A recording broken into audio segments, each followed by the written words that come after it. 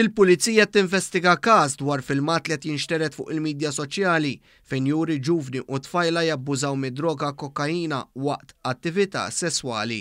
Il-filmat li b'responsabilità dan l-istazzjon mhux qed ixandar juri l-ewwel tfajla f'tojlet aktarx fi stabbiliment tabbuża mid-droga kokaina waqt sess orali.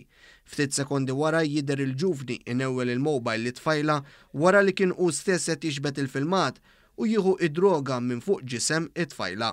Fil-filmat il-ġuvni għad attent li ma jurix wiċċu fil-waqt li wiċċ it-tfajla jidher b'mod ċar.